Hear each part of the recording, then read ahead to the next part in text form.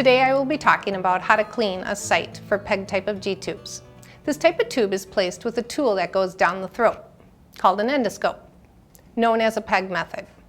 The site is the skin around where the tube is placed. I will tell you how to take care of the tube and the site. First, I would like to go over what to expect when the tube is placed.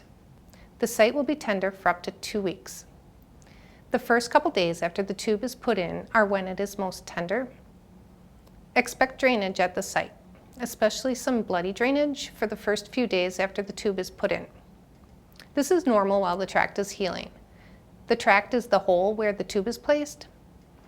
Gauze at the site is best when there is drainage to help soak it up. This will stop the drainage from drying up on the skin, which may irritate the skin. 1 split gauze is all that should be needed if drainage. Once the drainage stops, then it is best to leave the site open to air. Site care should be done every day. Start this the day after surgery. After 1 week, it is okay for your child to take a bath, however, no swimming for 1 month. Your doctor or nurse will let you know when to give your child's feedings and how much to give. Please watch our Feeding Through a G-tube video on how to do this.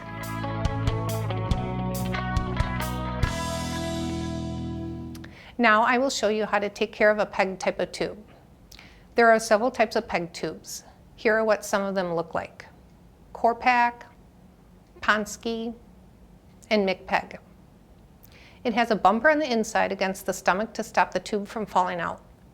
The tube also has an external fixation device on the outside, such as a disc, a bar, or elbow adapter. The inside bumper and external fixation device work together to keep the tube in place. Your child will have this tube for at least 3 months unless your child's doctor tells you different.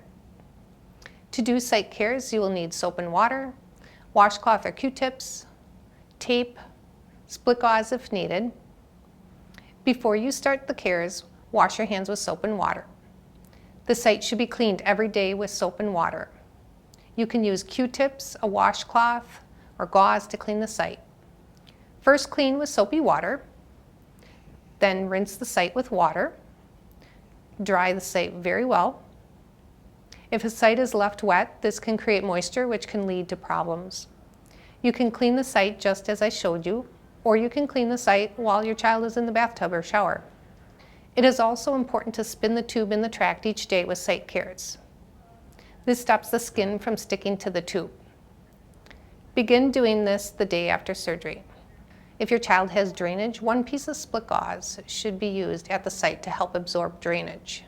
This also stops the drainage from irritating the skin. Change the gauze every day with cares or more often if needed. If there is no drainage, then it is best to leave the site open to air.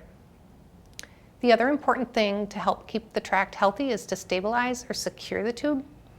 One important way to stabilize the tube is placing a tension loop. The tension loop will help protect the site if the tube is accidentally pulled on. Take a piece of tape and fold it around the tube until the tape meets. Pinch the tape together where it meets. Put the ends of the tape onto the skin. Change the tension loop site to a new spot on your child's skin every 1 to 3 days. This keeps the tube from leaning the same way each time, which could make the hole larger. Other ways to stabilize the tube are to protect the site from being pulled on or bumped. Some simple ways are to put a 1-piece clothing that has snaps, such as a onesie. You could use elastic wrap around the tummy and back, such as an ace wrap, a belly binder, or large hairband, and tuck in their clothing. Your child's tract will be healed after their tube has been placed for 12 weeks. The tube will be changed to a button type of tube. This is called a primary tube change. This usually takes place in surgery clinic, and they will let you know the date, time, and what to do before you come to this appointment. After the tube is changed for the first time, the nurses will teach you how to change it.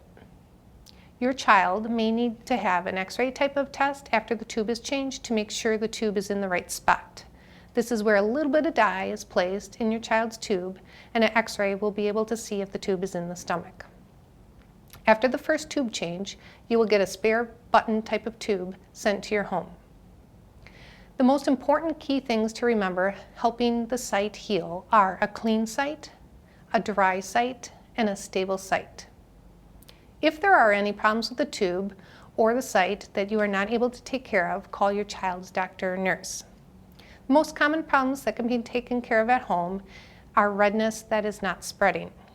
Other common problems that happen when you may need to call are redness that does not go away or that starts to spread, leaking or increased drainage, granulation tissue, if the tube is too tight or too loose, if there is a lot of play with the tube, or if the external fixation device is too tight, call your child's doctor or nurse.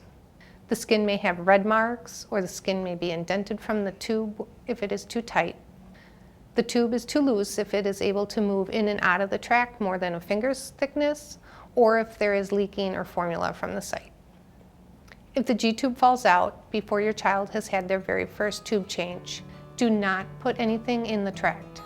Cover the G-tube hole and call your child's doctor or nurse right away. If the tube falls out on the weekend or off hours, take your child to the emergency room. Thank you for watching.